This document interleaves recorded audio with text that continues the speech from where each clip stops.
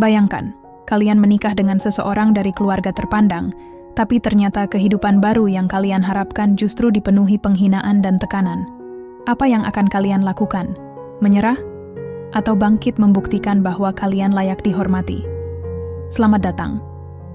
Di channel ini kita akan mengikuti perjalanan Sari, seorang gadis desa sederhana yang harus menghadapi mertua angkuh, suami yang pasif, dan hidup di dunia yang sama sekali asing baginya. Tapi tunggu dulu. Cerita ini bukan sekadar tentang kesedihan. Ini adalah kisah tentang perjuangan, keberanian, dan pembalasan manis yang tidak disangka-sangka.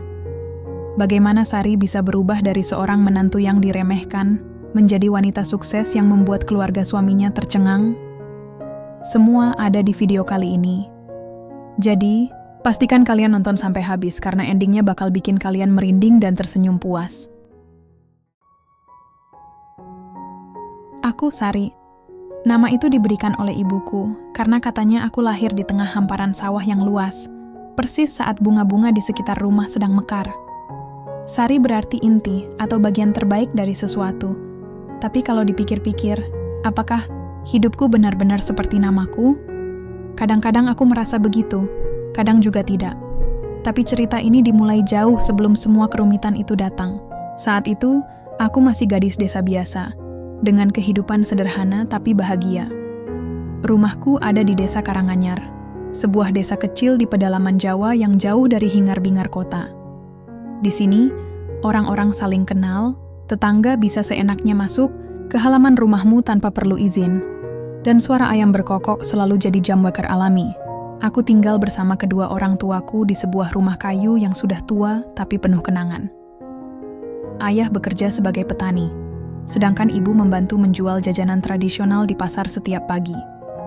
Hidup kami memang pas-pasan, tapi kami selalu punya cukup makanan di meja dan canda tawa di sore hari. Hari-hariku dulu sangat sederhana.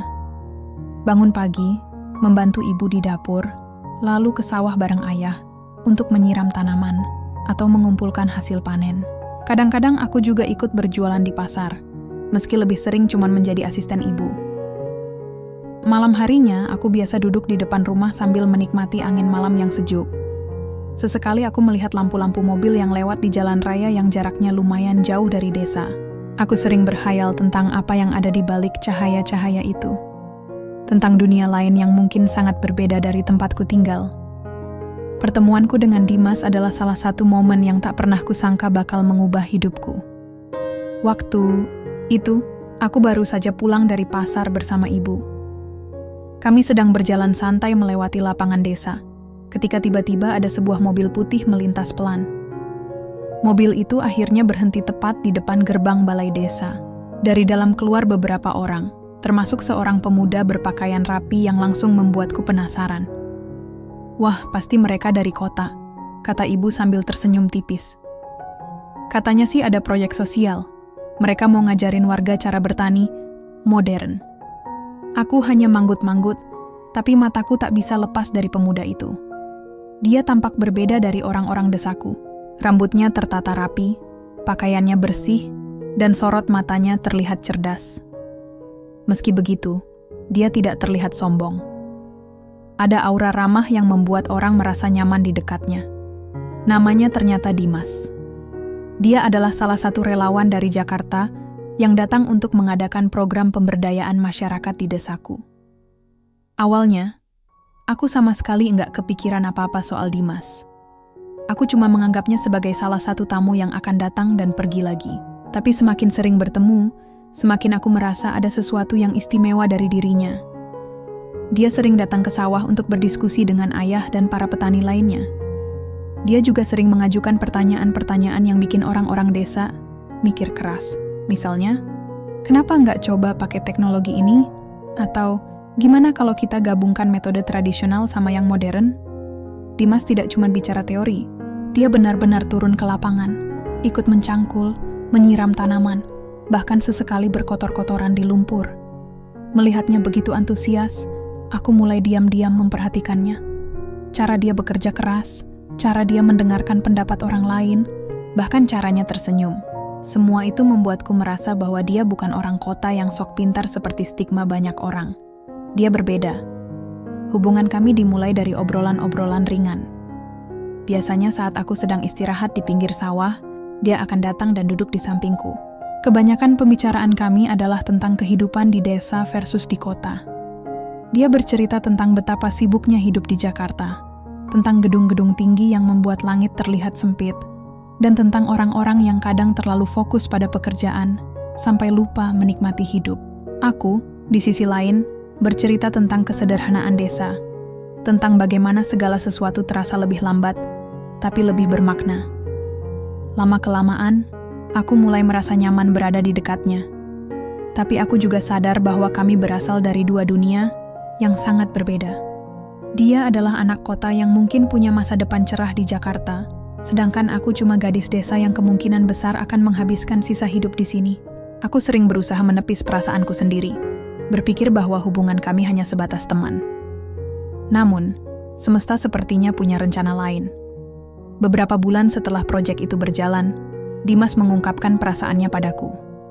Waktu itu kami sedang duduk di bawah pohon rindang di belakang rumahku. Matahari sudah mulai tenggelam, dan suasana begitu tenang. Dia bilang, "Sari, aku tahu kita beda banget. Aku dari kota, kamu dari desa. Tapi selama di sini, aku merasa seperti menemukan sesuatu yang hilang. Kamu membuatku merasa damai, sesuatu yang jarang aku rasakan di Jakarta. Aku bingung harus berkata apa. Rasanya seperti mimpi. Tapi perasaanku padanya sudah jelas sejak lama. Akhirnya, aku mengangguk pelan. Itu adalah awal dari segalanya. Orang tuaku tentu saja senang saat aku memberitahu mereka tentang Dimas.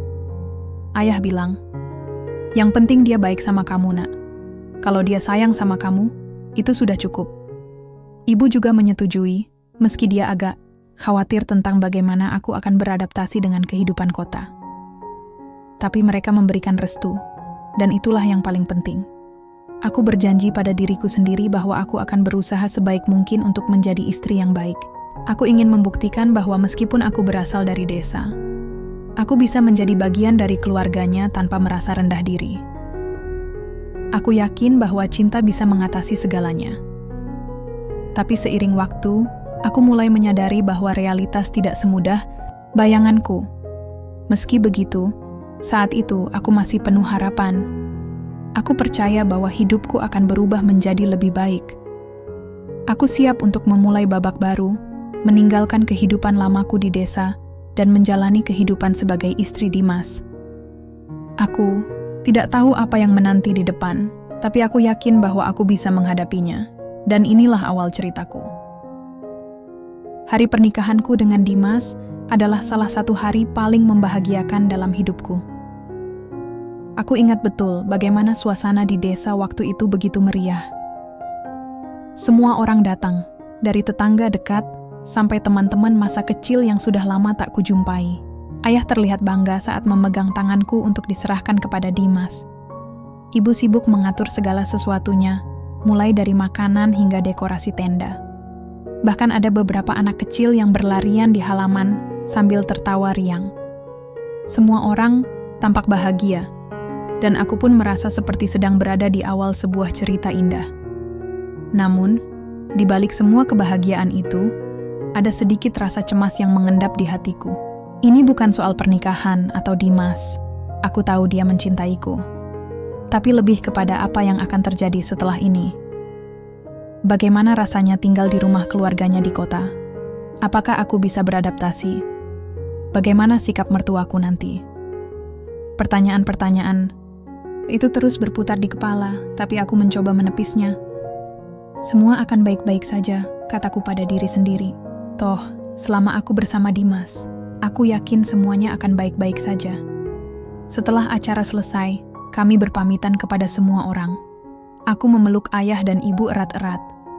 Rasanya sulit melepaskan mereka, apalagi karena aku tidak tahu kapan akan pulang lagi ke desa. Mata ibu berkaca-kaca, tapi dia tersenyum sambil berkata, "Jaga dirimu baik-baik ya, Nak. Jangan lupa telepon kalau ada apa-apa." Ayah hanya mengangguk pelan, tapi aku tahu dia juga sedih. Meski begitu, mereka memberikan restu sepenuhnya, dan itu membuatku merasa lebih kuat. Perjalanan menuju rumah Dimas di kota adalah pengalaman baru buatku. Kami naik mobil, sesuatu yang jarang aku lakukan dulu. Di dalam mobil, aku melihat pemandangan yang semakin berubah. Sawah-sawah hijau mulai digantikan oleh gedung-gedung tinggi. Jalanan yang tadinya sempit dan sepi kini dipenuhi kendaraan. Suara klakson mobil dan motor bersahutan membuatku sedikit pusing. Dimas menyadari ekspresiku yang tegang, lalu dia menggenggam tanganku dan berkata, "Tenang, Sari. Kamu pasti bisa beradaptasi." Aku hanya mengangguk pelan, meski dalam hati aku masih ragu. Setelah beberapa jam perjalanan, akhirnya kami sampai di rumah Dimas. Rumahnya besar, jauh lebih besar daripada rumahku di desa. Ada pagar tinggi di depan, taman yang luas, dan pintu masuk yang megah. Aku langsung merasa kecil di sini, seperti ikan kecil yang dilempar ke lautan luas tanpa persiapan. Saat pertama kali bertemu mertuaku, Bu Ratna dan Pak Adi, aku merasa gugup. Mereka menyambut kami dengan senyum ramah, tapi ada sesuatu di tatapan mereka yang membuatku merasa kurang nyaman. Bu Ratna, Ibu Dimas, adalah wanita yang sangat anggun. Dia selalu berpakaian rapi dan bicaranya santun, tapi entah kenapa aku merasa dia seperti sedang menilai setiap gerak-gerikku. Sedangkan Pak Adi, ayah Dimas, tampak lebih dingin. Dia hanya memberikan anggukan singkat saat aku menyapa. "Selamat datang di rumah kami, Sari," kata Bu Ratna sambil tersenyum tipis. "Kami harap kamu bisa cepat beradaptasi di sini." Aku hanya tersenyum sopan dan mengangguk. "Terima kasih, Bu. Saya akan berusaha." Malam itu, kami makan malam bersama. Meja makan mereka besar, dengan alat makan yang terlihat mahal.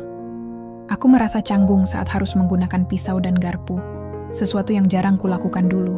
Mereka semua makan dengan tenang, sementara aku mencoba meniru cara mereka, agar tidak terlihat aneh. Tapi ternyata, usahaku itu sia-sia. "Kamu biasa makan pakai tangan ya?" tanya Bu Ratna tiba-tiba. Nada suaranya terdengar manis tapi ada kesan, merendahkan di baliknya. Aku tersentak mendengarnya. Wajahku memerah, tapi aku berusaha menjawab dengan tenang. "Iya, Bu, di desa, kebanyakan orang makan pakai tangan. Tapi saya bisa belajar pakai alat makan kalau itu lebih nyaman." Bu Ratna tertawa kecil, tapi matanya tidak ikut tertawa. "Oh, tentu saja. Hidup di kota memang butuh adaptasi. Tapi tenang saja, kamu pasti bisa."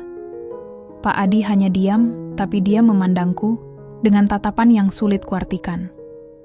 Ada rasa penasaran, tapi juga ada sedikit kecurigaan.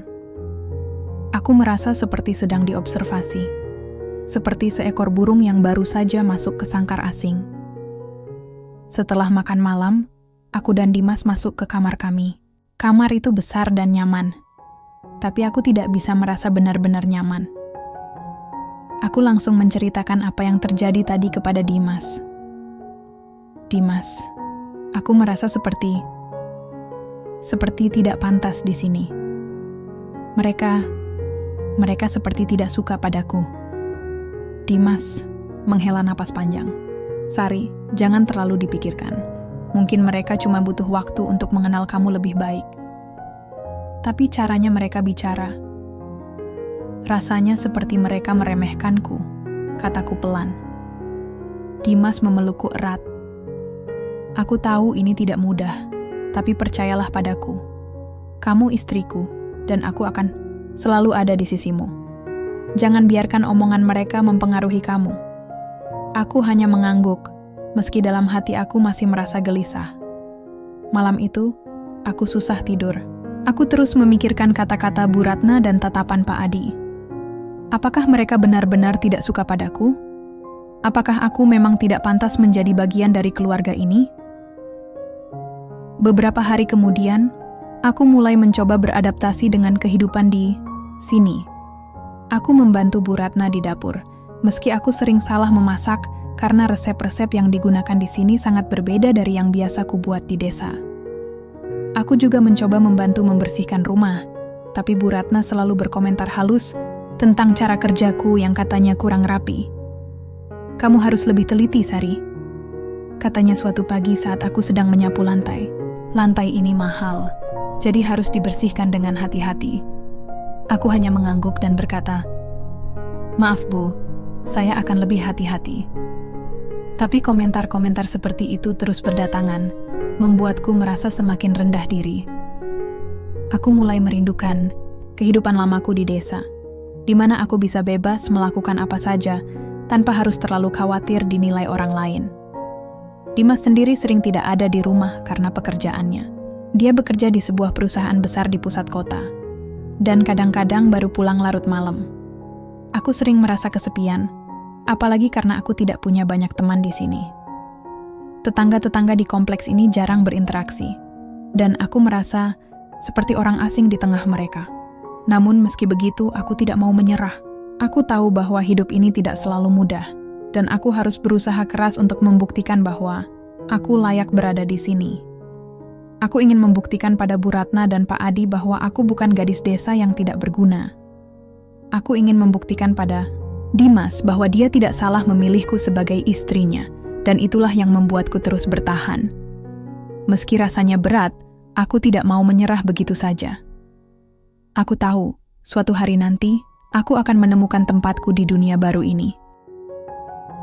Beberapa minggu sudah berlalu sejak aku tinggal di rumah mertua, tapi rasanya seperti sudah berbulan-bulan. Setiap hari terasa semakin sulit, seperti memanjat gunung yang semakin curam. Awalnya, aku pikir aku bisa cepat beradaptasi, tapi ternyata tidak semudah itu. Mungkin karena aku terlalu naif, atau mungkin karena memang ada sesuatu dalam diriku yang membuat mereka merasa kurang nyaman. Apapun alasannya, aku mulai merasakan beban yang semakin berat. Pagi-pagi sekali, aku selalu bangun, lebih awal daripada siapapun di rumah. Aku ingin menunjukkan bahwa aku bukan gadis malas yang hanya tidur-tiduran. Biasanya, aku langsung menuju dapur untuk membantu Bu Ratna menyiapkan sarapan.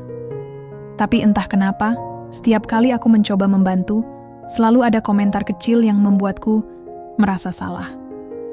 Misalnya, saat aku mencuci piring, Bu Ratna akan berkata, "Jangan terlalu keras menggosoknya, nanti piringnya pecah." Atau saat aku mencoba memotong sayuran, dia bilang, "Sayurnya jangan dipotong terlalu besar, nanti lama matangnya." Aku tahu ini mungkin hal-hal sepele, tapi bagi orang yang baru saja masuk ke lingkungan asing seperti aku, semua itu terasa seperti hinaan terselubung. Aku tidak tahu apakah mereka benar-benar bermaksud baik, atau hanya ingin menunjukkan bahwa aku masih jauh dari sempurna. Yang jelas, aku sering merasa seperti sedang diuji setiap harinya. Pak Adi jarang bicara denganku, tapi tatapan dinginnya seringkali membuatku merinding. Dia biasanya hanya mengangguk singkat saat aku menyapa, atau bahkan pura-pura tidak melihatku sama sekali. Kadang-kadang, aku mendengar dia berbicara dengan Dimas, meskipun aku tidak tahu pasti apa yang mereka bicarakan. Tapi suara Pak Adi selalu terdengar tegas dan keras, seperti dia sedang memberikan nasihat penting.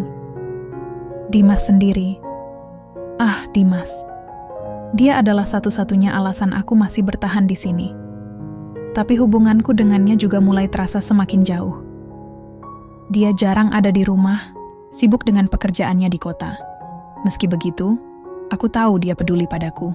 Setiap kali pulang, dia selalu menanyakan kabarku dan berusaha menenangkanku kalau aku tampak sedih. Tapi, sikapnya terhadap keluarganya membuatku semakin frustrasi. Dia selalu menghindari konflik, bahkan ketika aku bercerita tentang perlakuan mertuaku yang menyakitkan. "Dimas, apa kamu tidak lihat bagaimana cara ibumu bicara padaku?" Tanyaku suatu malam setelah makan malam. Kami berdua sedang duduk di ruang tamu, dan suasana di rumah sedang sunyi, karena Bu Ratna dan Pak Adi sudah masuk ke kamar mereka. "Aku tahu, Sari," katanya pelan. "Tapi kamu harus sabar. Ibu dan ayah cuma butuh waktu untuk mengenal kamu lebih baik. Tapi caranya mereka bicara. Rasanya seperti mereka tidak menghormatiku." Dimas menghela napas panjang.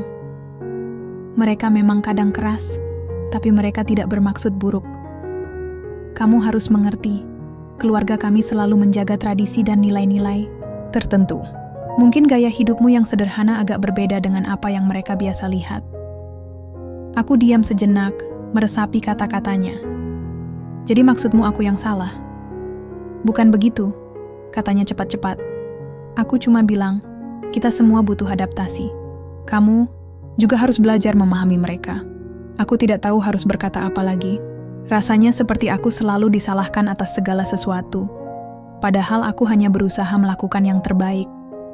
Di desa, aku terbiasa hidup mandiri, tidak bergantung pada orang lain. Tapi di sini, aku merasa seperti bayangan yang harus selalu mengikuti aturan tanpa boleh protes. Hari-hari berikutnya semakin sulit. Pekerjaan rumah tangga yang tadinya kurasakan sebagai bentuk bantuan, mulai terasa seperti beban.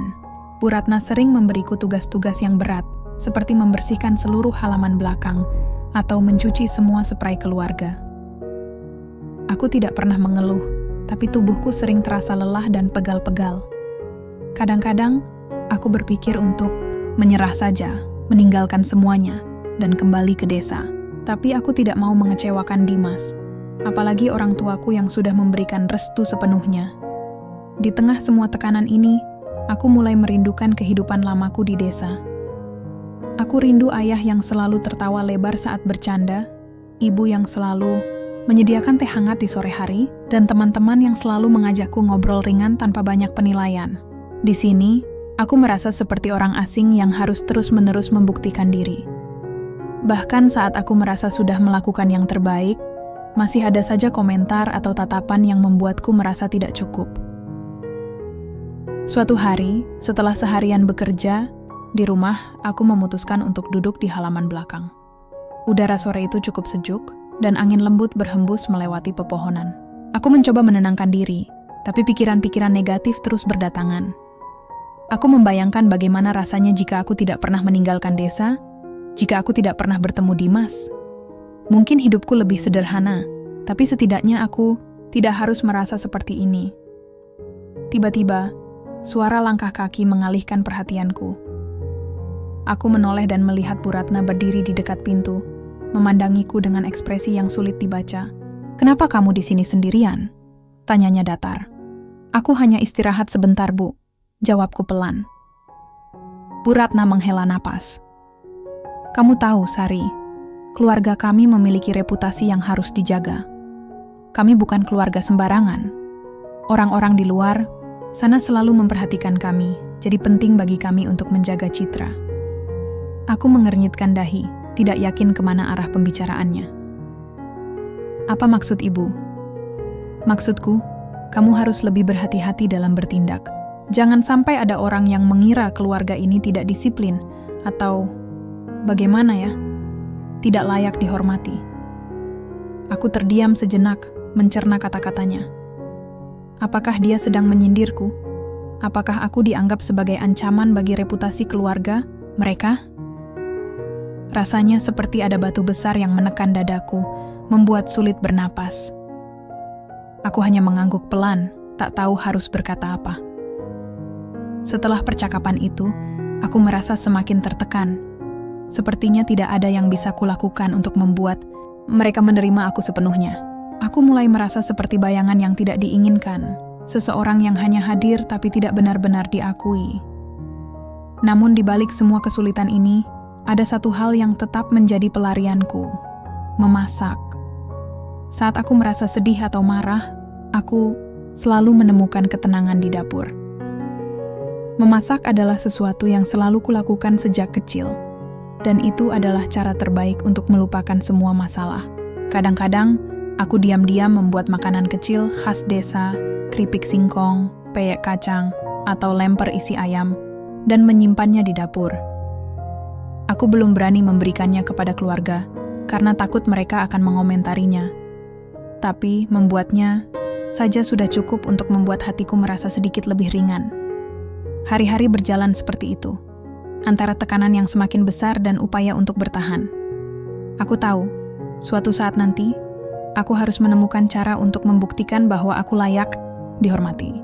Tapi untuk saat ini, aku hanya bisa terus berjalan, satu langkah demi satu langkah. Hari-hariku di rumah mertua terus berjalan dengan pola yang sama. Bangun pagi, bekerja keras, dan mencoba bertahan meski tekanan semakin besar. Aku tahu aku tidak bisa terus seperti ini, tapi aku juga belum punya solusi yang jelas. Sampai suatu hari, ketika aku sedang membuat camilan kecil di dapur, sesuatu yang tak terduga terjadi. Ternyata, makanan yang kubuat diam-diam itu mulai mendapatkan perhatian. Awalnya, aku hanya membuat keripik singkong pedas untuk mengisi waktu luang. Ini adalah resep favorit keluargaku di desa. Keripik yang renyah, gurih, dan pedasnya pas. Saat aku pertama kali membawanya ke meja makan, Bu Ratna langsung menatapku dengan sinis. "Apa ini?" tanyanya dingin. "Kami tidak biasa makan camilan seperti ini." Aku buru-buru menjelaskan. "Ini cuma camilan ringan, Bu. Kalau Ibu tidak suka, tidak apa-apa." Bu Ratna hanya mengangguk pelan, lalu meninggalkan ruangan tanpa menyentuhnya. Aku merasa malu dan kecewa. Tapi aku tidak mau membuang keripik itu begitu saja. Akhirnya, aku memberikannya kepada salah satu pembantu rumah tangga yang biasa membersihkan halaman belakang. Namanya Mbak Tuti, wanita ramah yang sering tersenyum padaku, meskipun orang lain jarang melakukannya. "Silakan, Mbak," kataku sambil menyodorkan toples kecil berisi keripik. "Kalau suka, bisa dimakan nanti sore." Mbak Tuti menerima keripik itu dengan senyum lebar. "Wah, terima kasih Mbak Sari, saya pasti suka." Esok harinya, sesuatu yang mengejutkan terjadi. Mbak Tuti datang ke dapur dengan wajah ceria. "Mbak Sari, keripiknya enak sekali. Boleh enggak saya minta lagi? Anak-anak di rumah juga suka banget." Aku tersenyum tipis, tapi dalam hati aku merasa senang. Setidaknya ada seseorang yang menghargai jerih payahku. "Tentu saja boleh," kataku. "Nanti saya buatkan lagi." Mbak Tuti tidak hanya puas dengan keripik itu. Dia bahkan mulai membagikan cerita soal keripik buatanku kepada tetangga-tetangga dekat kompleks. Beberapa hari kemudian, seorang ibu datang ke rumah dengan alasan ingin bertemu Bu Ratna. Tapi ternyata, dia ingin memesan keripik dariku. "Saya dengar dari Mbak Tuti kalau Mbak Sari bisa bikin keripik yang enak," katanya sambil tersenyum. "Boleh pesan beberapa toples?" Aku agak ragu-ragu pada awalnya. Bagaimana jika Bu Ratna tahu dan marah? Tapi aku juga tidak bisa menolak permintaan itu. Lagi pula, ini adalah kesempatan bagiku untuk melakukan sesuatu yang bermakna. Akhirnya, aku menerima pesanan itu secara diam-diam. Setelah itu, pesanan mulai berdatangan. Awalnya hanya dari tetangga dekat, tapi lama-lama mulai ada pesanan dari orang-orang yang tinggal lebih jauh. Aku harus berhati-hati agar Bu Ratna dan Pak Adi tidak tahu apa-apa. Aku selalu membuat keripik saat mereka tidak ada di rumah dan menyembunyikan bahan-bahannya di sudut dapur yang jarang disentuh. Namun, tentu saja ada tantangan-tantangan tersendiri. Pertama, aku harus menggunakan uang tabunganku sendiri untuk membeli bahan baku. Kedua, aku tidak punya banyak waktu karena pekerjaan rumah tangga yang menumpuk. Kadang-kadang aku harus begadang hingga larut malam untuk menyelesaikan pesanan. Tapi entah kenapa, semua itu tidak terasa sebagai beban. Justru, aku merasa hidupku memiliki tujuan baru. Aku akhirnya punya sesuatu yang bisa kulakukan tanpa bergantung pada persetujuan orang lain. Dimas sempat curiga ketika dia pulang dari kantor dan melihat aku masih sibuk di dapur. "Kenapa kamu masih di dapur sampai malam begini?" tanyanya heran. "Aku cuma bikin camilan," jawabku sambil tersenyum. "Lagi iseng-iseng saja." Dia tampak tidak yakin, tapi untungnya dia tidak mendesak lebih jauh. "Jangan terlalu capek ya. Kamu sudah bekerja seharian." Aku mengangguk pelan, tapi dalam hati aku merasa lega karena dia tidak menanyakan lebih lanjut. Aku tahu, jika Dimas tahu soal usahaku, dia mungkin akan cemas atau khawatir. Maka dari itu, aku memutuskan untuk tetap merahasiakannya, setidaknya untuk sementara waktu. Seiring berjalannya waktu, usahaku mulai berkembang. Selain keripik singkong, aku juga mulai membuat camilan lain seperti peyek kacang dan lemper isi ayam. Bahkan ada beberapa pelanggan yang meminta variasi rasa baru, misalnya keripik dengan rasa balado atau manis asin. Aku mencoba berbagai resep yang kuingat dari ibu, dan hasilnya ternyata cukup memuaskan. Yang paling penting, usahaku ini memberi arti baru dalam hidupku. Di tengah semua tekanan dan penghinaan dari mertua, aku merasa seperti punya kendali atas sesuatu. Aku tidak lagi merasa seperti bayangan yang harus selalu mengikuti aturan. Meski usahaku masih kecil-kecilan, aku mulai merasa percaya diri. Aku bisa berdiri di atas kakiku sendiri, meski tanpa dukungan orang lain. Suatu hari, setelah berhasil menyelesaikan pesanan besar, aku memutuskan untuk membeli alat masak tambahan. Aku menggunakan uang hasil penjualan untuk membeli penggorengan, ada mixer kecil yang lebih efisien. Aku tahu barang-barang itu tidak seberapa dibandingkan dengan alat-alat mahal di dapur mertua, tapi bagi aku, itu adalah langkah besar. Aku merasa seperti sedang membangun sesuatu yang benar-benar milikku sendiri. Namun, ada satu momen yang membuatku merasa sangat bersalah. Suatu sore, Bu Ratna masuk ke dapur dan melihat aku sedang sibuk menggoreng keripik. Wajahnya langsung berubah menjadi dingin. "Apa yang kamu lakukan?" tanyanya tajam. Aku cuma bikin camilan," jawabku terbata-bata. "Camilan? Untuk siapa?" Ini pesanan dari tetangga," kataku pelan. Bu Ratna mengernyitkan dahi. "Pesanan? Apa maksudmu?" Aku merasa panik, tapi aku tahu aku tidak bisa berbohong. Ada beberapa orang yang suka keripik buatanku, jadi mereka pesan. Aku cuma ingin membantu. Belum sempat aku selesai bicara, Bu Ratna sudah memotong dengan nada sinis. "Jadi sekarang kamu jadi pedagang camilan? Apa kata orang-orang kalau tahu istri Dimas harus bekerja seperti itu?" Aku terdiam. Rasanya seperti ada tusukan di dada. Aku tahu dia akan mengomentarinya seperti ini, tapi aku tidak menyangka kata-katanya begitu menyakitkan. "Maaf, Bu. Aku tidak bermaksud apa-apa. Kalau kamu butuh uang, bilang saja pada Dimas," katanya tegas. "Kamu tidak perlu melakukan hal-hal seperti ini." Aku hanya mengangguk pelan, meski dalam hati aku merasa marah. Uang Dimas? Itu bukan caraku. Aku ingin mandiri, ingin membuktikan bahwa aku bisa melakukan sesuatu tanpa harus bergantung pada siapapun. Setelah kejadian itu, aku semakin berhati-hati. Aku tidak ingin Bu Ratna mengetahui lebih banyak soal usahaku. Tapi di saat yang sama, aku tidak mau berhenti. Aku tahu aku sedang membangun sesuatu yang penting. Sesuatu yang bisa mengubah hidupku suatu hari nanti. Dan di tengah semua tekanan itu, aku mulai merasa ada harapan. Harapan bahwa suatu saat nanti, aku tidak lagi harus merasa rendah diri. Aku bisa membuktikan bahwa aku layak dihormati, bukan hanya oleh keluarga suamiku, tapi juga oleh diriku sendiri. Usahaku terus berkembang, meskipun aku harus melakukannya diam-diam. Aku tahu bahwa Bu Ratna tidak akan pernah mengizinkan aku menjalankan usaha ini secara terbuka di rumah mereka. Tapi itu tidak membuatku menyerah.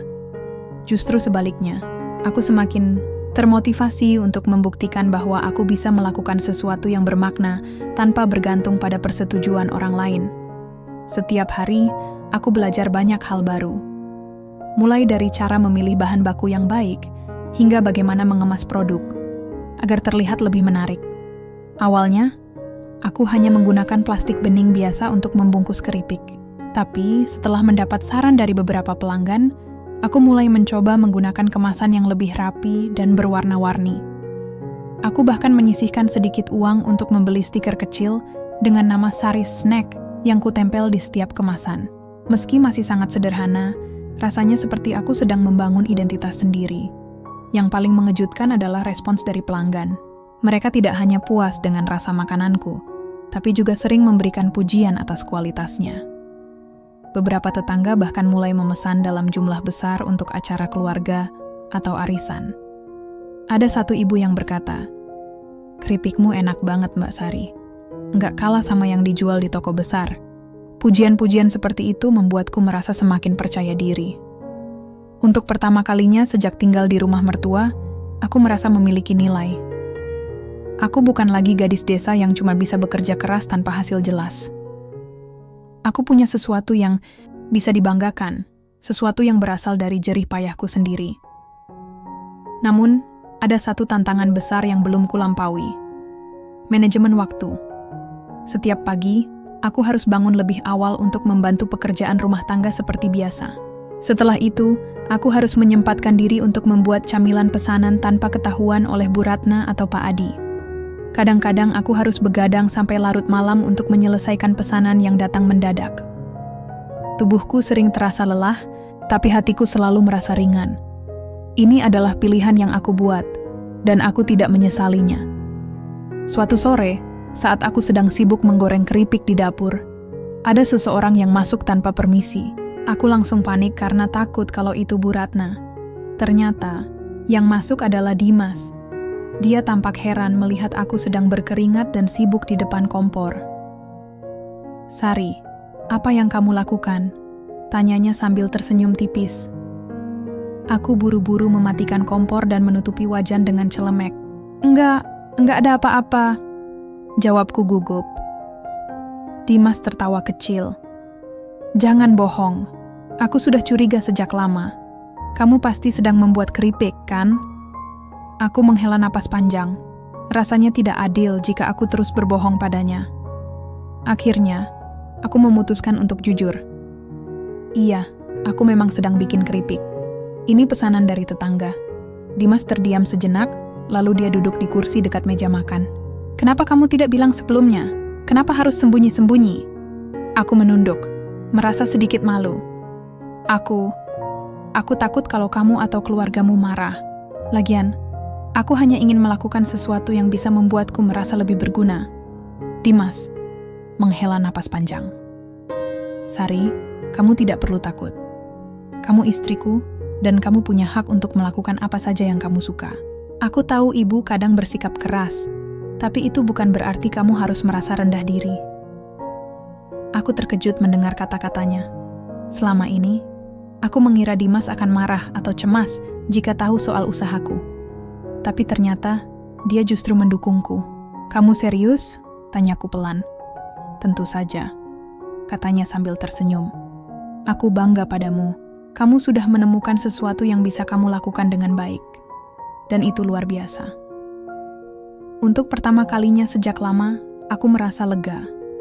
Rasanya seperti beban besar yang selama ini kupikul akhirnya mulai berkurang. Tapi aku tahu, aku masih harus berhati-hati. Aku tidak bisa sepenuhnya terbuka kepada keluarga suamiku, setidaknya untuk saat ini. Beberapa minggu kemudian, aku bertemu dengan seseorang yang mengubah hidupku lebih jauh lagi. Dia adalah Bu Rini, seorang wanita paruh baya yang tinggal di kompleks sebelah. Bu Rini adalah pemilik sebuah usaha kecil yang menjual produk-produk lokal. Suatu hari, dia datang ke rumah untuk memesan keripik dariku. Setelah melihat kualitas produkku, dia langsung tertarik. "Mbak Sari, keripikmu ini luar biasa," katanya sambil tersenyum. "Aku punya kenalan yang bekerja di media lokal. Mungkin mereka tertarik untuk menulis tentang usahamu." Aku langsung terkejut mendengarnya. "Serius, Bu? Tapi usahaku masih kecil-kecilan." "Itu tidak masalah," katanya cepat-cepat. "Orang-orang sekarang suka dengan cerita inspiratif. Kamu bisa jadi contoh bagaimana seseorang bisa sukses meskipun dimulai dari nol." Aku merasa ragu-ragu, tapi Bu Rini meyakinkan bahwa ini adalah kesempatan bagus. Akhirnya, aku setuju untuk mencobanya. Beberapa hari kemudian, seorang wartawan datang ke rumah untuk mewawancaraiku. Tentu saja, aku harus melakukannya diam-diam agar tidak ketahuan oleh Bu Ratna. Aku memilih tempat di halaman belakang, di mana tidak ada yang bisa melihat kami. Wartawan itu bernama Mas Arif. Dia sangat ramah dan membuatku merasa nyaman selama wawancara. Dia menanyakan banyak hal tentang perjalanan hidupku, dari masa kecil di desa hingga usahaku sekarang. Aku bercerita tentang tekanan yang kuhadapi di rumah mertua, tentang bagaimana aku menemukan kebahagiaan dalam memasak, dan tentang harapanku untuk masa depan. Setelah wawancara selesai, Mas Arif berkata, "Ceritamu ini sangat inspiratif, Mbak Sari. Pasti banyak orang yang bisa belajar dari pengalamanmu." Aku tersenyum tipis, merasa sedikit malu. Tapi di dalam hati, aku merasa bangga. Untuk pertama kalinya, aku merasa bahwa hidupku memiliki makna yang lebih besar daripada sekadar menjadi istri atau menantu. Beberapa hari kemudian, artikel tentang usahaku muncul di salah satu media lokal. Judulnya adalah "Dari Desa ke Kota, Kisah Inspiratif Sari, Gadis Desa yang Bangkit dari Tekanan." Aku tidak menyangka bahwa ceritaku bisa mendapatkan perhatian sebesar itu. Banyak orang mulai mengenal namaku, dan pesanan keripik pun semakin meningkat. Namun, ada satu hal yang membuatku khawatir. Apa yang akan terjadi jika keluarga suamiku membaca artikel itu? Bagaimana reaksi mereka?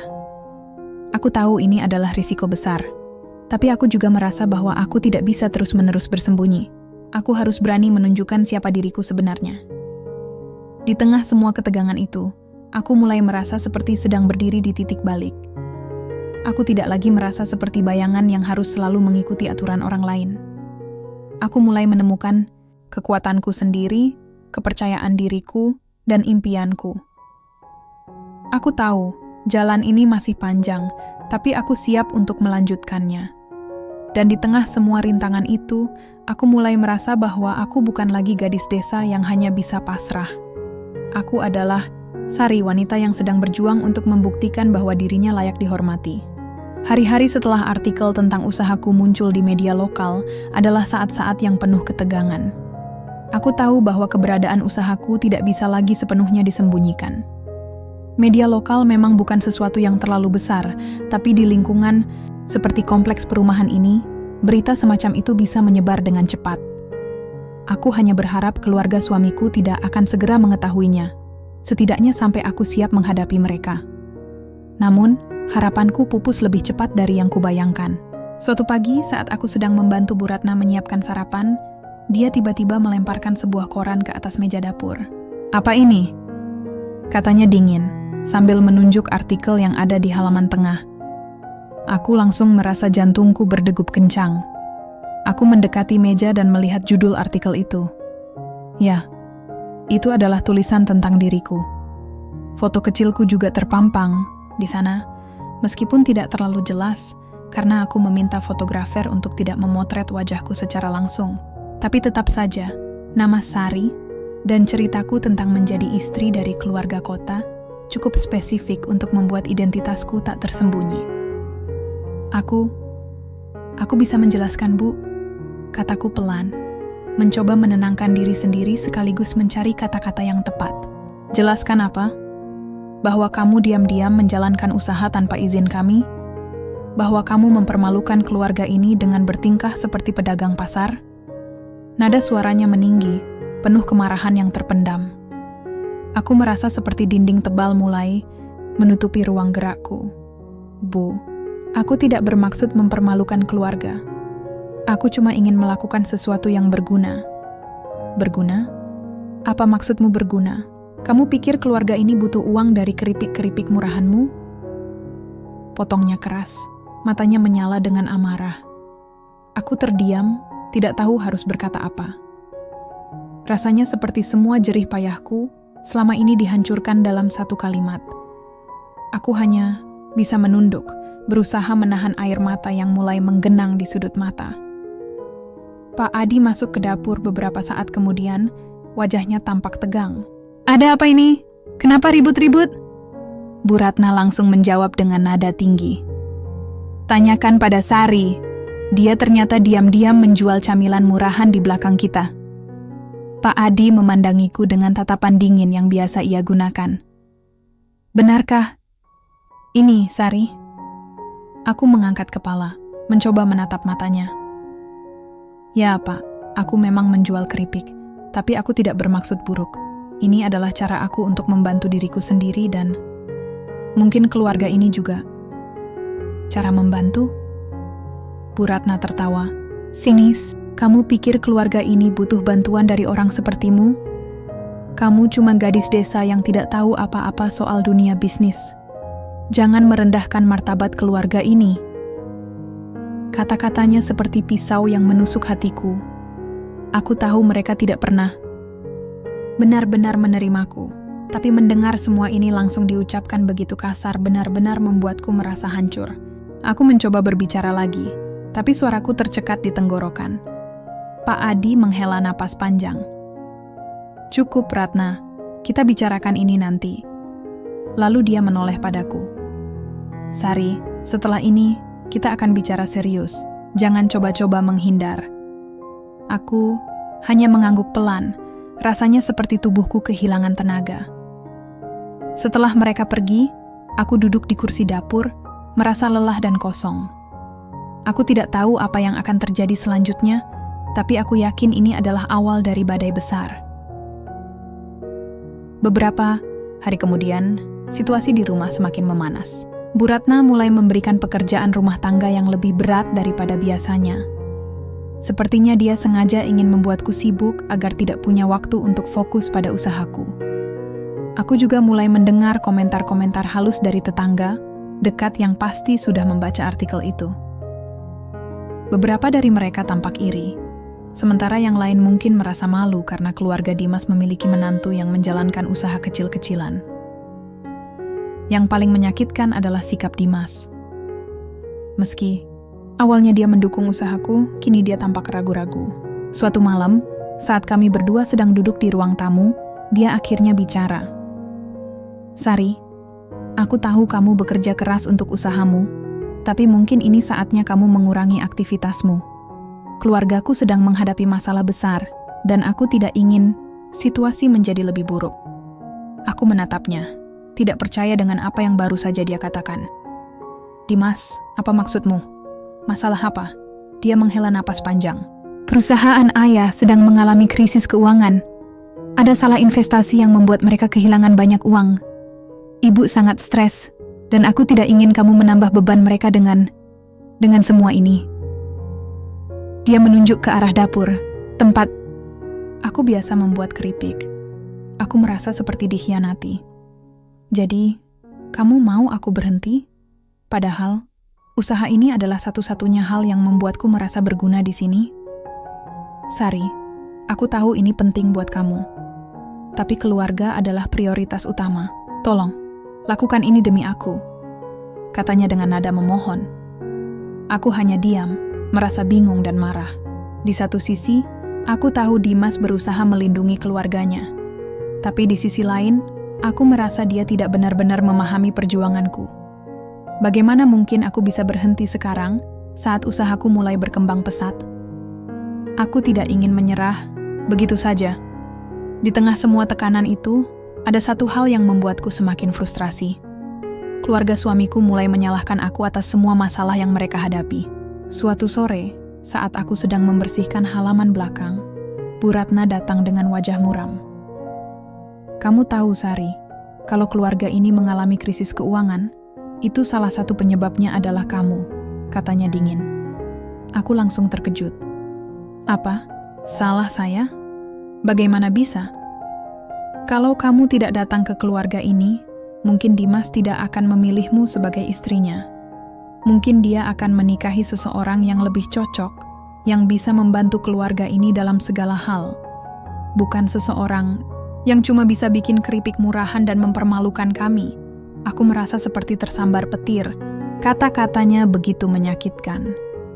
Tapi aku tahu dia tidak akan pernah mengerti betapa keras aku berusaha untuk diterima. Aku hanya bisa menunduk, menahan air mata yang mulai mengalir deras. Setelah kejadian itu, aku mulai merasa seperti berada di titik terendah hidupku.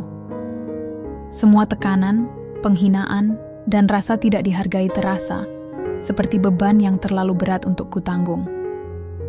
Aku bahkan sempat berpikir untuk meninggalkan semuanya, meninggalkan rumah ini, meninggalkan Dimas, dan kembali ke desa. Tapi aku tahu, jika aku menyerah sekarang, aku akan kehilangan diriku sendiri. Di tengah semua keputusasaan itu, ada satu hal yang membuatku bertahan, usahaku.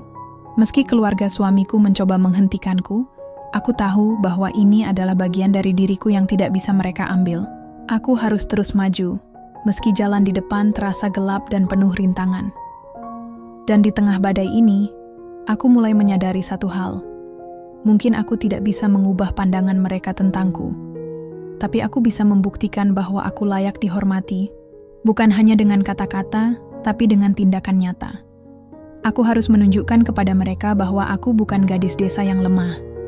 Aku adalah Sari, wanita yang bisa bangkit meski dihadapkan pada segala macam rintangan.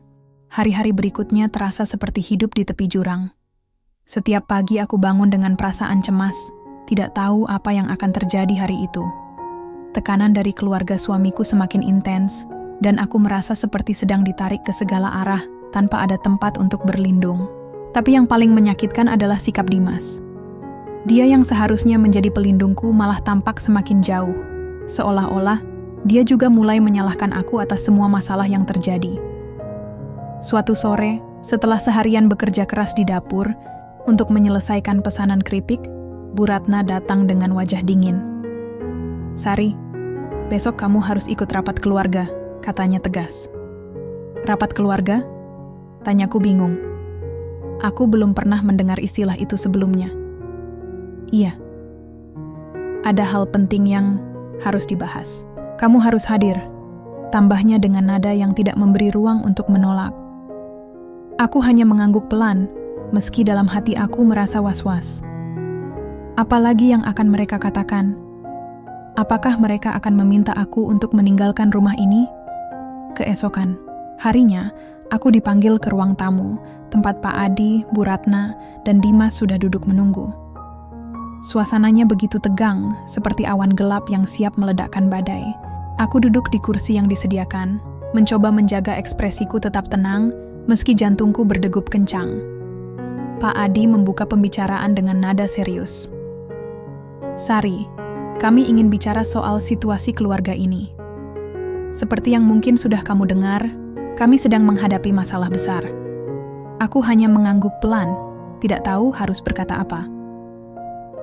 Bu Ratna melanjutkan, "Kami kehilangan banyak uang karena salah investasi. Situasi ini sangat sulit bagi keluarga kami. Dan sayangnya, ada beberapa hal yang harus dipertimbangkan ulang." Aku menatap mereka bergantian, merasa ada sesuatu yang lebih besar akan diungkapkan. Rasanya seperti mereka sedang mempersiapkan hantaman terakhir untukku. "Kamu tahu, Sari," kata Bu Ratna sambil menatapku tajam. "Kami mulai merasa bahwa kehadiranmu di keluarga ini mungkin bukan keputusan yang tepat." Aku terdiam, merasa seperti udara di sekitarku tiba-tiba hilang. "Maksud ibu?" tanyaku pelan, meski aku sudah bisa menebak arah pembicaraan ini. "Maksudku, mungkin lebih baik jika kamu dan Dimas berpisah," katanya dengan nada datar, seolah-olah dia sedang membicarakan cuaca. Aku merasa seperti tersambar petir. "Berpisah? Apa maksud ibu?" "Kami pikir hubungan kalian tidak membawa manfaat bagi keluarga ini.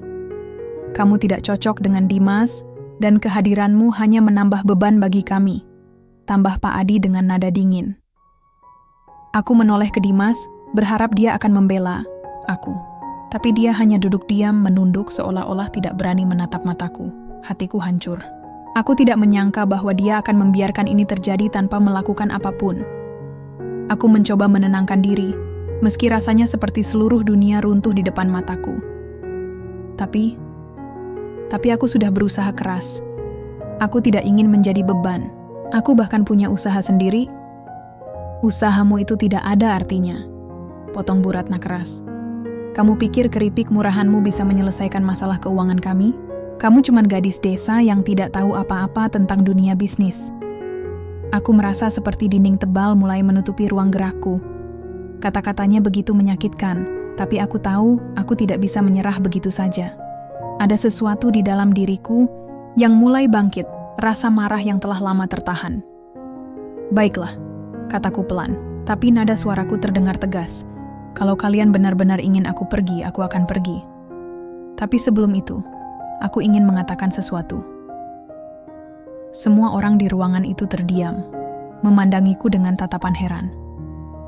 Mereka mungkin tidak menyangka aku akan berbicara balik.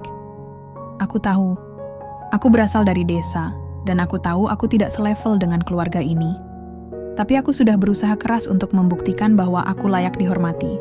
Aku tidak pernah meminta dimanja atau diberi kemudahan. Aku hanya ingin dihargai sebagai manusia. Bu Ratna tampak terkejut dengan kata-kataku, tapi dia tetap bersikap dingin. "Lalu apa yang mau kamu buktikan dengan usaha kecil-kecilanmu itu?" Aku menatapnya lurus-lurus.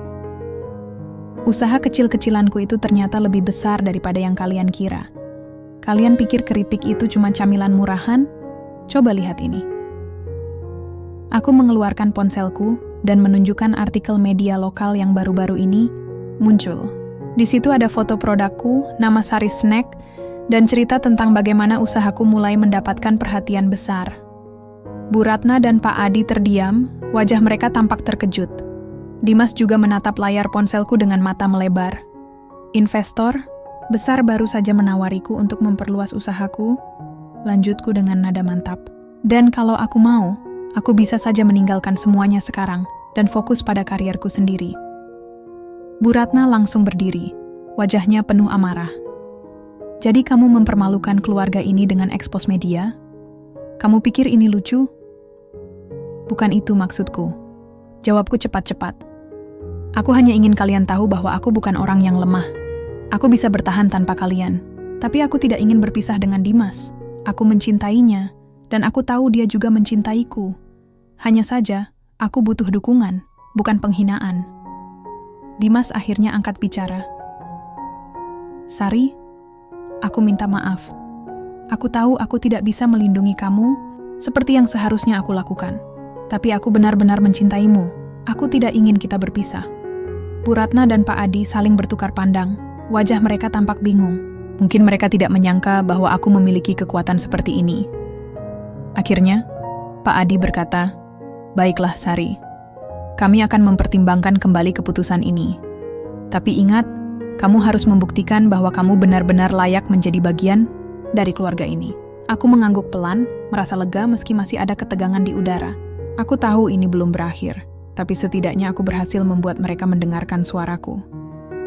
Di tengah semua rasa sakit dan kebingungan ini, aku menyadari satu hal. Aku tidak boleh menyerah. Aku harus terus maju, meski jalan di depan masih gelap. Karena jika aku menyerah sekarang, aku akan kehilangan diriku sendiri. Beberapa hari setelah rapat keluarga yang tegang itu, suasana di rumah masih terasa berat. Meski Pak Adi dan Bu Ratna mengatakan akan mempertimbangkan kembali keputusan mereka, aku tahu bahwa ini belum selesai. Aku merasa seperti sedang berjalan di atas jembatan goyah, setiap langkah bisa membuatnya runtuh kapan saja. Tapi satu hal yang pasti, aku tidak lagi ingin menjadi korban dari semua tekanan ini. Aku harus menentukan sikap. Setelah malam itu, aku mulai berpikir lebih serius soal usahaku. Investor yang tertarik dengan Sari's Snack memang sudah memberikan tawaran besar.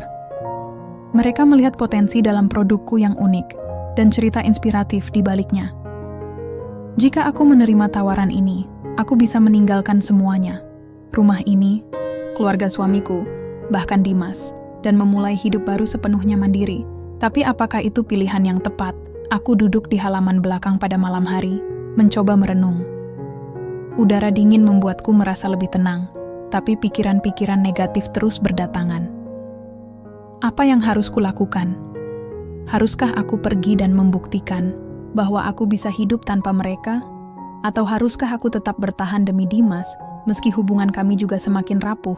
Tiba-tiba, suara langkah kaki mengalihkan perhatianku. Aku menoleh dan melihat Dimas berdiri di sana. Wajahnya tampak lelah. Dia mendekat dan duduk di sampingku tanpa berkata apa-apa. Kami hanya diam untuk beberapa saat, mencoba menikmati ketenangan malam yang jarang kami rasakan akhir-akhir ini. "Sari," katanya pelan, memecah keheningan. Aku minta maaf. Aku menoleh padanya, heran dengan kata-katanya. "Maaf untuk apa?"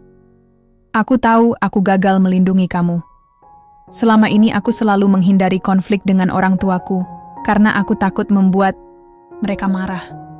Tapi aku lupa bahwa kamu adalah istriku, dan aku seharusnya ada di sisimu, bukan di sisi mereka." Aku merasa sesak, campuran antara marah dan lega. "Dimas, aku mengerti kenapa kamu melakukan itu. Tapi aku butuh dukunganmu, bukan sikap pasifmu." Dia mengangguk pelan. "Aku sadar itu sekarang, dan aku tidak ingin kehilanganmu. Kamu adalah bagian terpenting dalam hidupku." Kata-katanya membuat hatiku sedikit terobati, tapi belum cukup untuk sepenuhnya meyakinkanku. Lalu, apa yang harus kita lakukan sekarang? Keluargamu masih belum benar-benar menerimaku. Dimas menghela napas panjang. Aku akan bicara dengan mereka. Aku akan meyakinkan mereka bahwa kamu layak dihormati dan dicintai. Tapi aku butuh waktu. Aku tersenyum tipis, meski dalam hati aku masih ragu. Baiklah, aku akan menunggu. Tapi ingat Dimas, aku tidak bisa terus-menerus disakiti seperti ini. Beberapa hari kemudian, situasi di rumah semakin memanas. Masalah keuangan keluarga suamiku ternyata lebih parah daripada yang kubayangkan. Perusahaan Pak Adi menghadapi utang besar, dan mereka mulai kesulitan membayar tagihan operasional. Bahkan, Bu Ratna, yang biasanya anggun dan tenang, mulai terlihat cemas.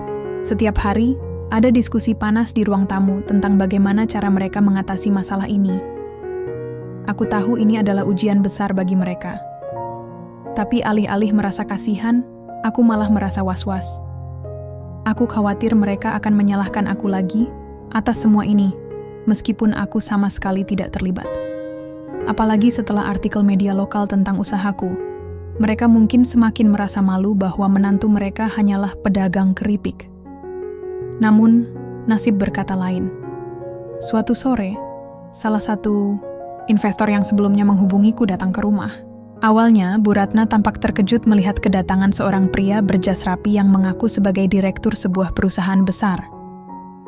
Aku sendiri merasa gugup, tapi aku tahu ini adalah momen penting. Investor ini datang untuk menawarkan kerja sama bisnis, kataku pelan kepada Bu Ratna dan Pak Adi, yang langsung menatapku dengan mata melebar. Apa maksudmu? Tanya Bu Ratna dengan nada curiga. Inilah hasil kerja keras saya selama ini, jawabku tegas. Usaha saya sudah berkembang pesat, dan mereka ingin bekerja sama untuk memperluasnya.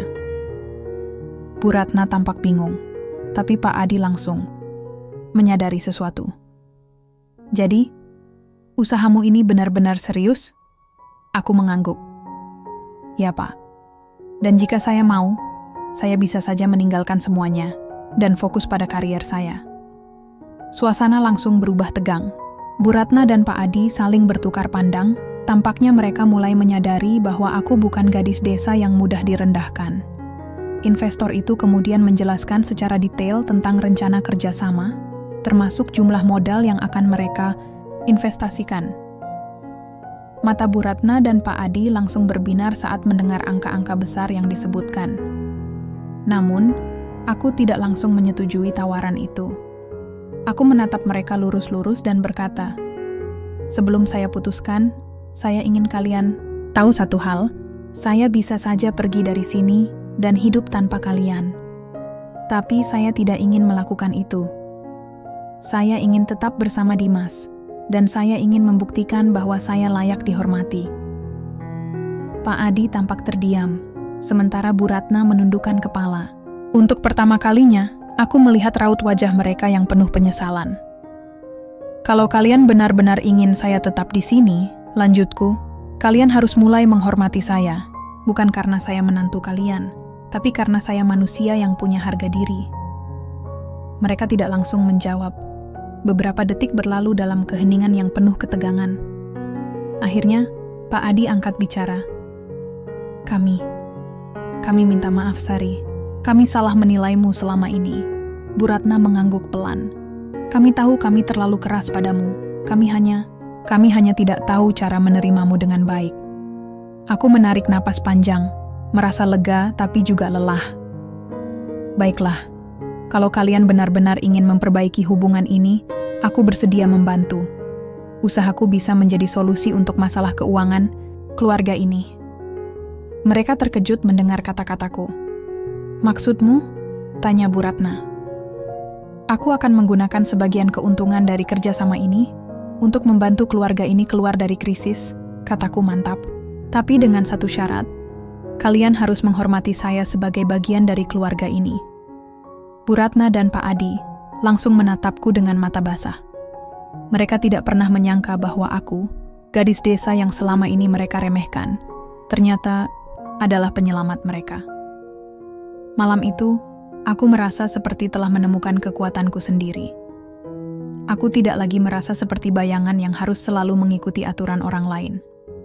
Aku adalah Sari, wanita yang bisa bangkit meski dihadapkan pada segala macam rintangan. Dan aku tahu, ini bukan akhir dari perjuanganku. Ini adalah awal dari babak baru dalam hidupku. Setelah kejadian di ruang tamu itu, suasana di rumah mulai berubah, meski perlahan. Aku bisa merasakan bahwa ada sesuatu yang berbeda dalam cara Bu Ratna dan Pak Adi memandangku. Mereka tidak lagi mengomentari setiap langkahku atau memberikan tatapan sinis seperti dulu. Sebaliknya, mereka tampak lebih hati-hati, seolah-olah takut mengulangi kesalahan yang sama. Namun, proses rekonsiliasi ini tidak terjadi begitu saja tanpa usaha. Ada banyak hal yang harus diperbaiki, termasuk hubungan antara aku dan mertua. Meskipun mereka sudah mulai menunjukkan rasa hormat, trauma dari semua penghinaan yang kuterima selama ini tidak bisa hilang dalam semalam. Butuh waktu bagi kami untuk benar-benar saling memahami dan membangun kepercayaan. Suatu sore, saat aku sedang membersihkan dapur, Bu Ratna masuk dengan wajah yang tampak canggung. Dia berdiri di pintu, ragu-ragu untuk mendekat. "Sari," katanya pelan, "boleh kita bicara?" Aku menoleh, agak terkejut dengan nada suaranya yang jauh lebih lembut daripada biasanya. "Tentu, Bu. Ada apa?" Dia menarik kursi di meja makan dan duduk di sana, matanya tertuju pada tanganku yang sedang menyeka piring. Aku ingin minta maaf," katanya akhirnya. Suaranya terdengar serius tapi juga penuh penyesalan. Aku menghentikan aktivitasku sejenak dan menatapnya. "Minta maaf untuk apa?" "Untuk semua yang telah aku katakan dan lakukan padamu selama ini," katanya pelan. "Aku tahu aku bersikap kasar dan tidak adil. Aku hanya tidak tahu bagaimana cara menerima kehadiranmu di keluarga ini." Aku diam sejenak, mencerna kata-katanya. Selama ini, aku selalu mengira bahwa sikap dingin dan keras Bu Ratna adalah karena dia benar-benar membenciku. Tapi ternyata, ada ketidakpastian dan ketakutan di balik semua itu. "Kenapa ibu merasa sulit menerimaku?" tanyaku dengan nada tenang. Bu Ratna menghela napas panjang. "Aku khawatir kalau kamu tidak akan bisa mengikuti gaya hidup keluarga ini. Aku takut kamu akan membuat Dimas malu atau mengecewakan keluarganya. Tapi ternyata, selama ini aku salah. Kamu justru lebih kuat dan mandiri daripada yang kubayangkan." Aku tersenyum tipis, meski hatiku masih terasa berat. "Bu, aku tahu aku bukan orang yang sempurna, tapi aku selalu berusaha sebaik mungkin untuk menjadi bagian dari keluarga ini. Aku tidak pernah bermaksud mempermalukan siapapun." Bu Ratna mengangguk pelan. "Aku tahu itu sekarang. Dan aku sangat menyesal atas semua yang telah aku katakan. Kamu adalah wanita yang luar biasa, Sari. Aku bangga memiliki menantu seperti kamu." Kata-katanya membuat air mata mulai menggenang di sudut mataku. Untuk pertama kalinya, aku merasa dihargai olehnya. "Terima kasih, Bu," kataku pelan. Hubunganku dengan Pak Adi juga mulai membaik. Beberapa hari setelah percakapan dengan Bu Ratna, Pak Adi memanggilku ke ruang kerjanya. Dia tampak serius, tapi juga lebih terbuka daripada biasanya. "Sari, aku juga ingin minta maaf," katanya langsung. Aku terkejut mendengarnya. "Untuk apa, Pak?" "Aku tahu aku terlalu keras padamu. Aku selalu melihatmu sebagai gadis desa yang tidak pantas menjadi istri Dimas. Tapi ternyata, kamu jauh lebih kuat dan cerdas daripada yang aku kira. Kamu bahkan bisa menyelamatkan keluarga ini dari krisis keuangan." Aku tersenyum tipis. "Pak, aku tidak melakukan ini untuk menunjukkan bahwa aku lebih baik. Aku hanya ingin membuktikan bahwa aku layak dihormati." Pak Adi mengangguk pelan. "Aku tahu itu sekarang. Dan aku berjanji akan memperlakukanmu dengan lebih baik ke depannya. Kamu adalah bagian penting dari keluarga ini. Meski hubunganku dengan mertua mulai membaik, aku tahu bahwa ada satu hal yang masih harus kukerjakan. Hubunganku dengan Dimas.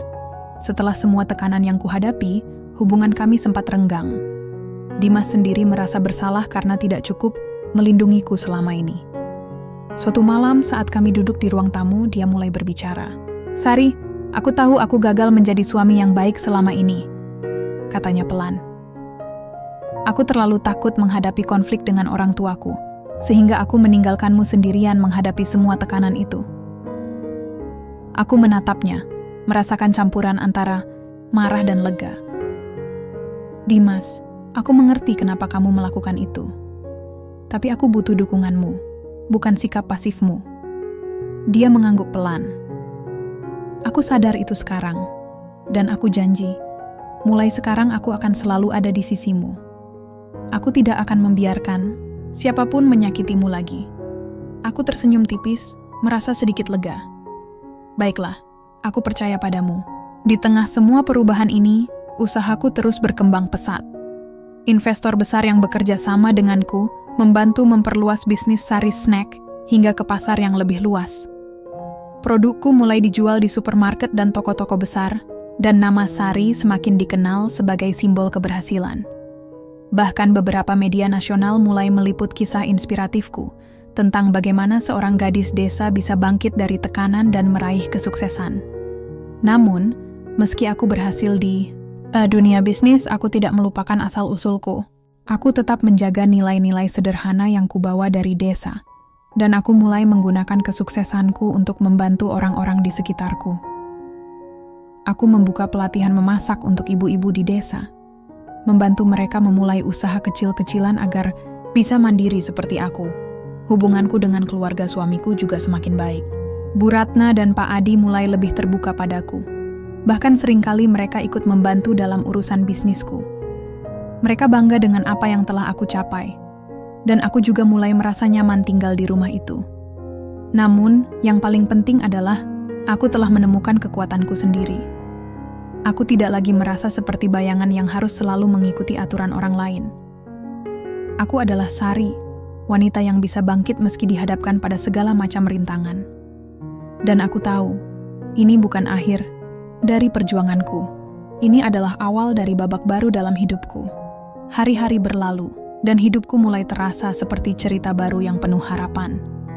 Semua rintangan yang pernah kuhadapi, penghinaan dari mertua, tekanan kehidupan kota, hingga perjuangan untuk membuktikan diri, ternyata menjadi pijakan yang membuatku lebih kuat. Aku tidak lagi merasa seperti gadis desa yang tersesat di dunia asing. Aku adalah Sari, wanita yang telah menemukan jalannya sendiri, dan aku bangga dengan semua yang telah kulalui. Usahaku, Sari Snack, terus berkembang pesat. Produk-produkku kini tidak hanya dijual di supermarket besar di kota, tapi juga mulai merambah pasar internasional. Beberapa negara tetangga bahkan sudah memesan keripik dan camilan buatanku dalam jumlah besar. Aku tidak pernah menyangka bahwa usaha kecil-kecilanku yang dimulai dari dapur sederhana bisa mencapai titik ini. Tapi yang paling membanggakan adalah bagaimana usaha ini membantu banyak orang lainnya. Banyak ibu-ibu di desa yang sekarang memiliki penghasilan tetap karena bekerja bersamaku. Mereka yang dulu menghadapi kesulitan ekonomi kini bisa menyekolahkan anak-anak mereka dan memperbaiki kehidupan keluarga. Namun, kesuksesan ini bukan hanya tentang uang atau ketenaran. Bagiku, ini adalah pembuktian bahwa kita bisa bangkit meski dunia terasa begitu berat menekan. Ini adalah cara untuk menunjukkan kepada semua orang, termasuk diriku sendiri, bahwa latar belakang bukanlah batasan. Setiap orang punya potensi untuk berkembang, selama mereka mau berusaha dan tidak menyerah. Hubunganku dengan keluarga suamiku juga semakin erat. Bu Ratna dan Pak Adi kini benar-benar menerima kehadiranku sebagai bagian dari keluarga mereka. Mereka sering datang ke dapur untuk melihatku bekerja, kadang-kadang bahkan membantu mengemas produk. Ada momen-momen kecil yang membuatku tersenyum, seperti saat Bu Ratna memberikan masukan soal variasi rasa baru, atau saat Pak Adi membantu mengatur jadwal pengiriman. Mereka tidak lagi memandangku sebagai gadis desa yang lemah, tapi sebagai mitra yang patut dihormati.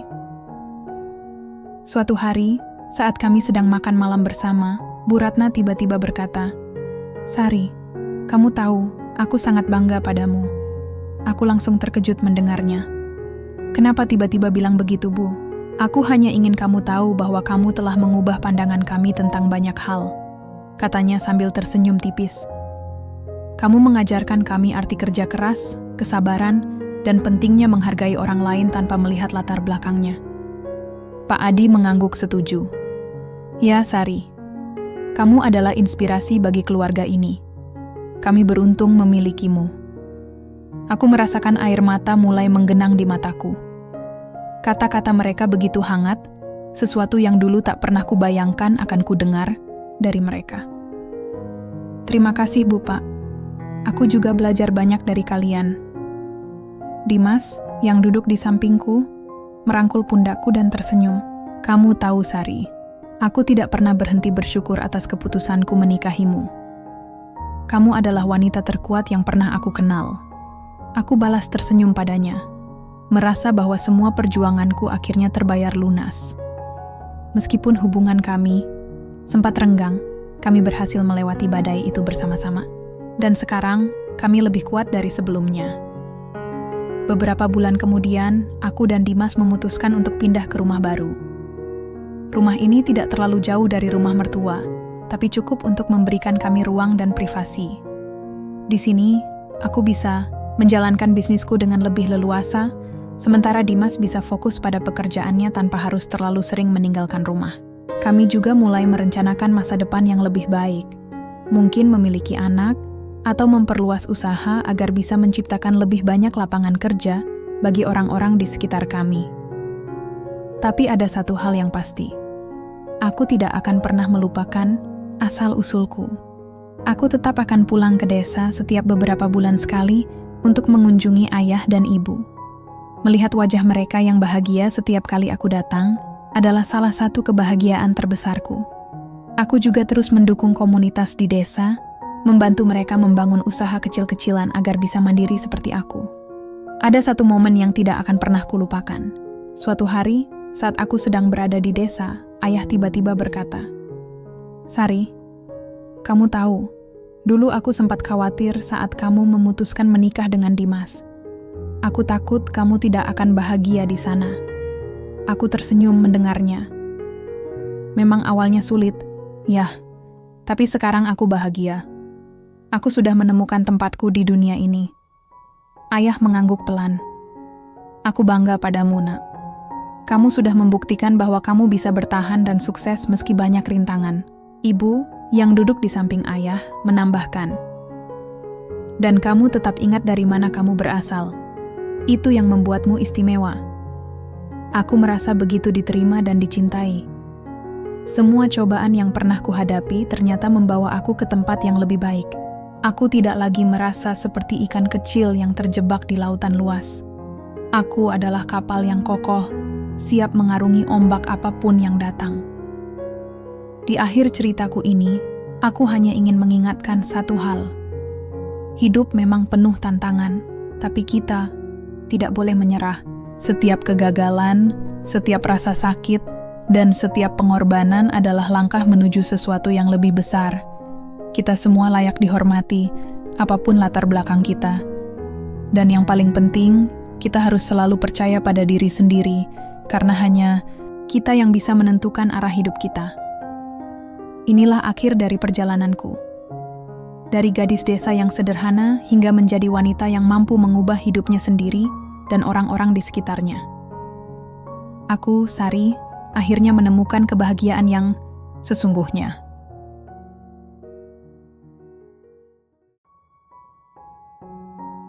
Dan itulah akhir dari kisah Sari, seorang gadis desa yang mampu bangkit dari segala rintangan dan membuktikan bahwa keteguhan hati serta kerja keras bisa mengubah hidup. Semoga cerita ini bisa menginspirasi kalian semua untuk terus berjuang, apapun tantangan yang sedang kalian hadapi saat ini. Ingatlah, seperti Sari, kita semua punya kekuatan untuk menentukan jalan hidup kita sendiri. Jika kalian suka dengan cerita ini, jangan lupa like, komen, dan share video ini ke teman-teman kalian ya. Kalian juga bisa subscribe channel ini agar tidak ketinggalan cerita-cerita inspiratif lainnya.